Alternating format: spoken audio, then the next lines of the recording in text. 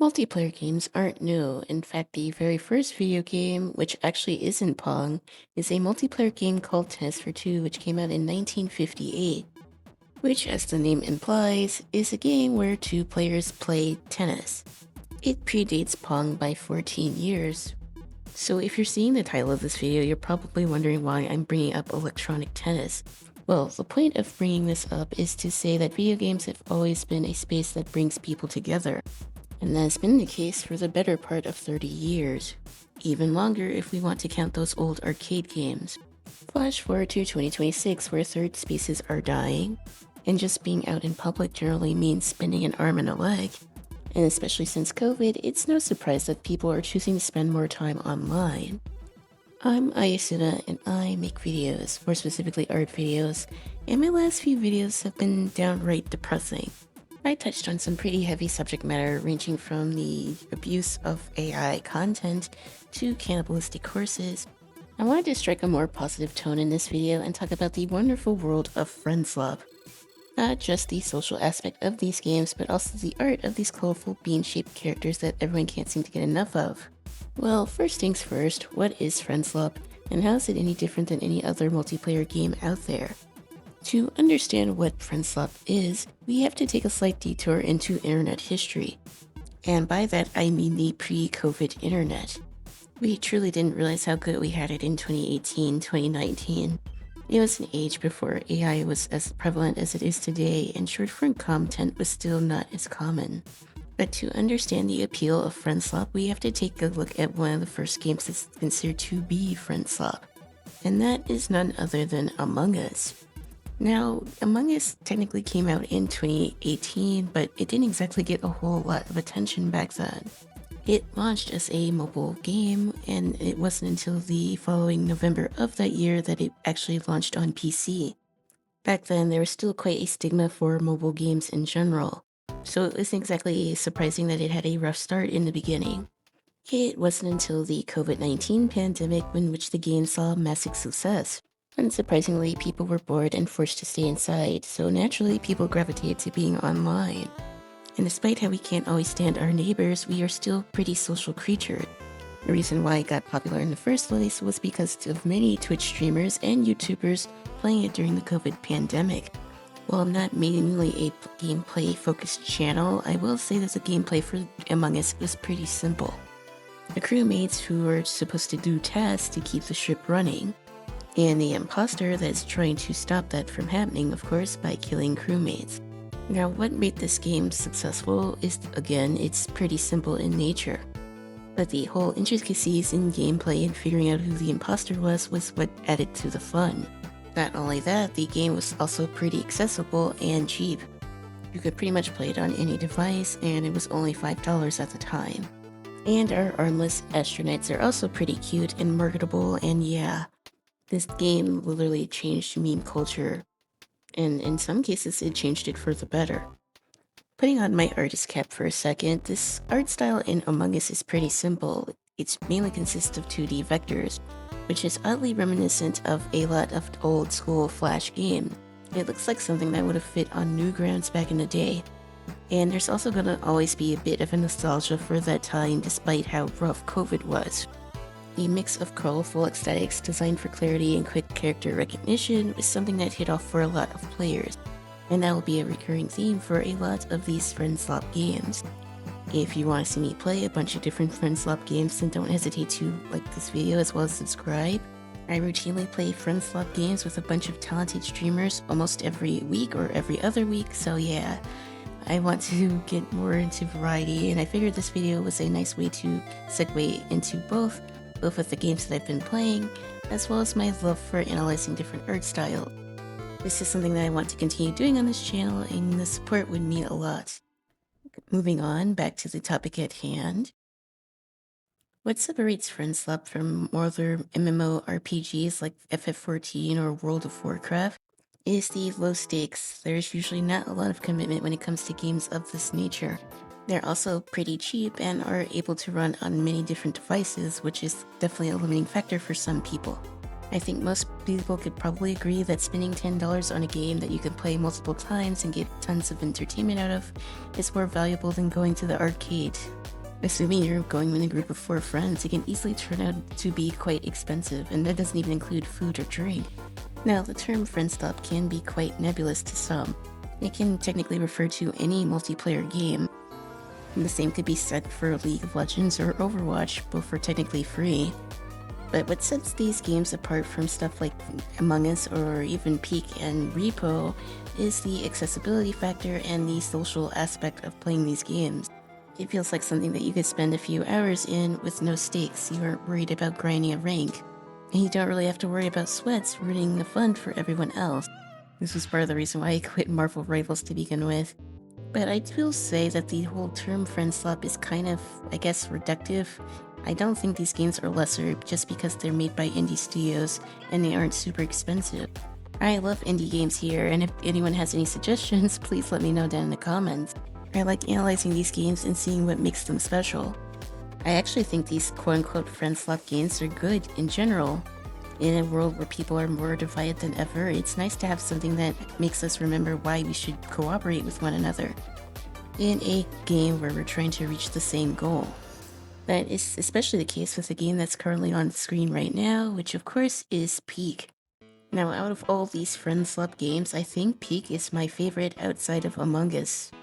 Again, the whole goal in Peak is pretty straightforward. You and a group of scouts are supposed to make it to the top of the world. And since this is an ongoing game that gets regular updates, there's always something new to discover whenever I play the game. And no, I'm not sponsored, though I wish I was. It's both a co-op as well as a survival game. Obviously, to make it up to the top, you need to work together and depend upon your teammates in order to keep afloat.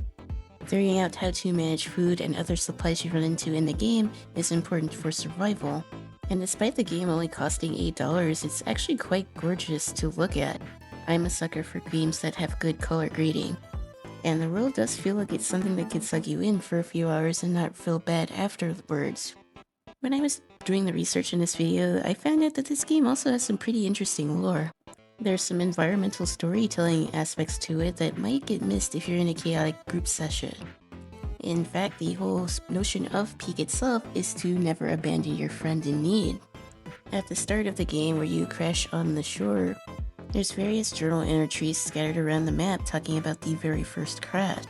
It is believed that the first scoutmaster was shipwrecked on the island with his own team, and after he ate a nap berry and fell asleep, his crew members abandoned him. Driven mad by this betrayal, he becomes the scoutmaster that we see in the game, and he becomes the character that haunts us players as we get too far away from our main group. And if you thought that there was a way that I wouldn't be able to tie in Greek mythology into this video, you're wrong. The whole goal of this game is to reach the top of the mountain, and in this case, we will likely face many setbacks. That is the main theme in the Greek myth of Sisyphus. In many ways, the player is trying to cheat death by not falling off the mountain, and as punishment, we have to face all the different trials before we can even reach the top, similar to the Greek myth itself. The whole idea of both the myth and the game is the idea of resilience, arguing that the consciousness of the struggle is a form of victory. If the players successfully reach the top of the peak, they are all rescued, and that is more of a reward than anything that could possibly be at the top. One could argue that the whole notion of peak is a metaphor for moral integrity and the weight of social responsibility. Your survival is literally tied to the ability of your friend, and that isn't exactly too isolated from how it should be in real life. It takes a community. You can't do everything by yourself. Turns out the power of friendship is actually quite a real thing. And while I was researching more about the game of Peak, I found quite a lot of interesting lore and other unique fan theories. Let's talk about Bing Bong. It's not just a toy bird, it's actually a central part of the lore in this game. The plane that the players are in when they crash is actually part of the Bing Bong Airlines. Interestingly enough, the story of Bing Bong follows the same story of betrayal. He's essentially a divorced dad, and he can only visit his kids in certain instances. I don't know, it's weird. I'm just picking up as I go along based on what I see in the wiki. There's also some evidence that Bing Bong is actually a type of deity. Some believe he's an ancient deity who caused the plane to crash as punishment for being used as a corporate mascot. In some areas of the game, specifically the Mesa, players can find a tomb containing the ancient idol, which is a golden bing bong. This item is what gives players invincibility to all types of damage. However, it's extremely heavy to carry since it's made out of metal. Now, the idea of Bing Bong being actually a god is not exactly unfounded. Speaking specifically from Greek mythology, as I did reference that earlier, a lot of the Greek pantheon is associated with birds. Zeus is represented by the eagle, Hera the cuckoo, Athena is an owl, Ares are vultures, Apollo is swan, Hermes is falcons, so forth and so on. In Greek mythology, birds frequently represent the messenger of the gods, whether that's divine omens or specific symbols of deities' powers and attribute. If I had to tie Bing Bong to any specific deity, it would likely be Hera. Since the idol in the game is made out of gold, it's obviously supposed to be quite expensive, yet it offers a necessary mode of protection for those that are able to find the idol. In mythology, specifically Greek mythology, peacocks represent divine power and immortality, similar to how they work in-game. Both Bing Bong and Hera do have a vengeful nature.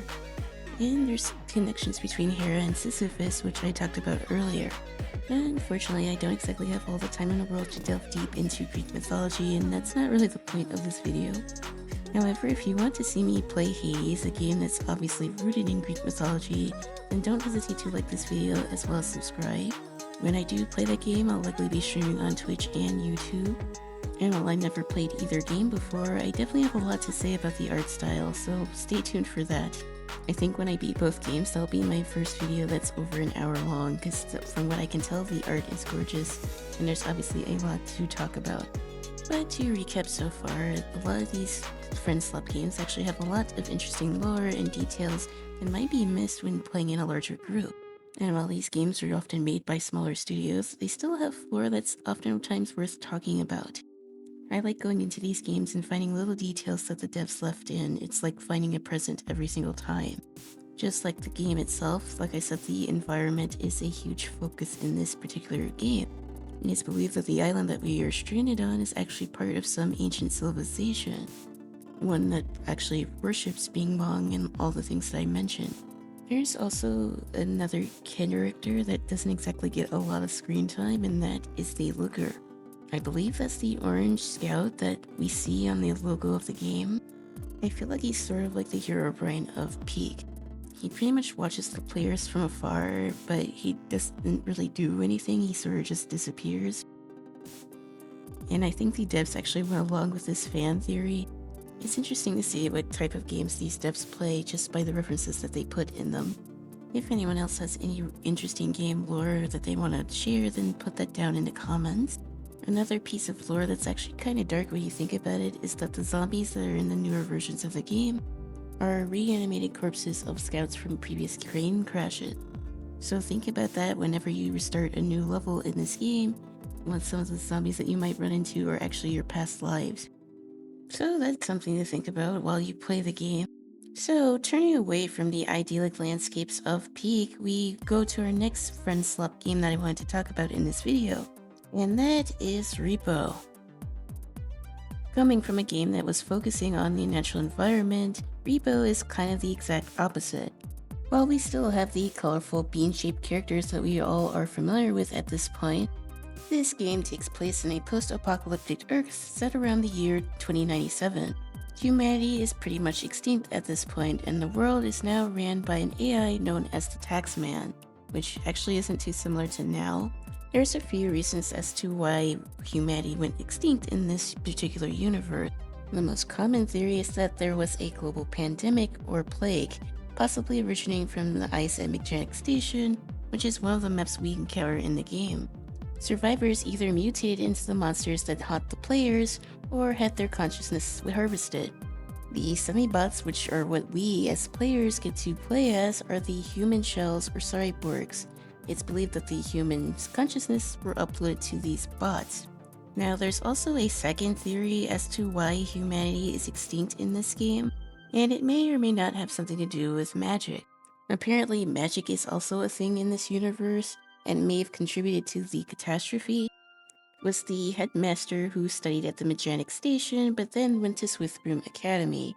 He's considered to be the patient's hero and the reason why we're doing this in the first place. There's tiny pieces of lore hidden in pretty much every map, but given how chaotic the game is, you might have missed it during your initial playthrough.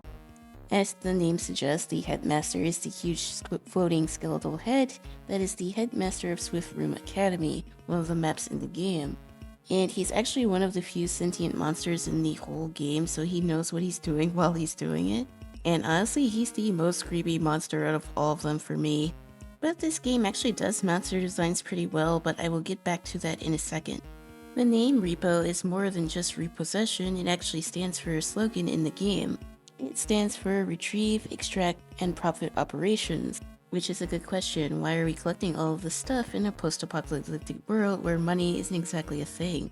Well, this game did come out in the post-COVID world, so it's more of a criticism on contemporary work culture. The prominent theme in the game is the reduction of human life to just being assets. That we are all just cogs to a larger machine. There's not really any purpose to be doing this, like I said. There's no point in having to get money if money isn't actually a thing anymore. And there's a lot of similarities between repo and mouthwashing now that I think about it. Both games center around a low-poly survival horror theme of trying to stay afloat in a capitalistic exploitative system. In this case, the headmaster represents humanity and its magical nature to see the best in difficult situation, while the taxman or the AI is then stepped in to deal with the fallout of Swiftbroom Academy. The semi-bots, or the players in this case, are having to hunt for scraps in order to keep the taxman happy. And whenever they are near the end of their life, because they're still technically robot, the damaged surplus units are sent to the disposal arena to fight to the death for the taxman's amusement.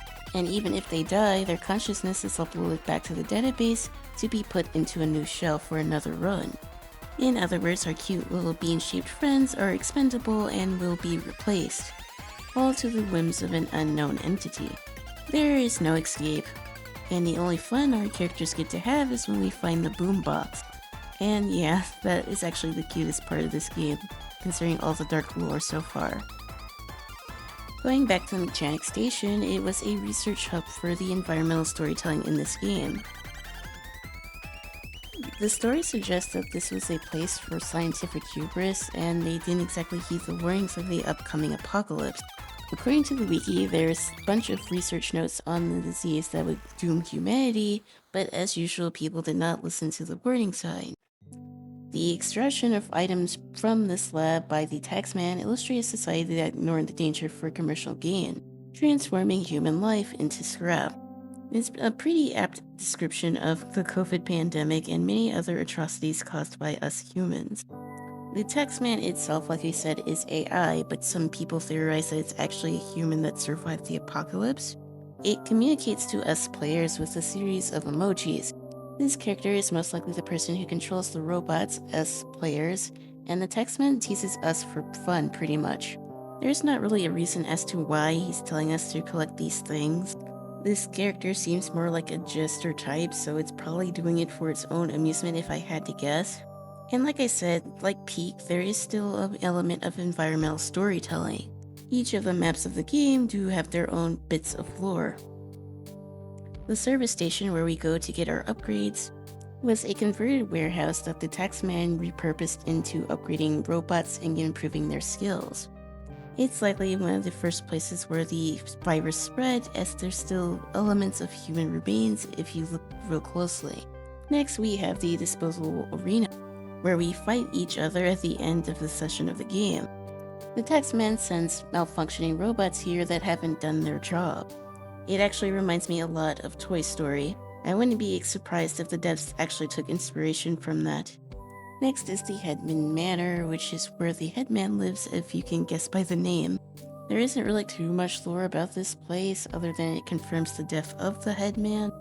It also confirms that the headman is some sort of phantom or ghost and is appearing to players as some form of magic, which makes sense, he's a flying head with glowing eyes.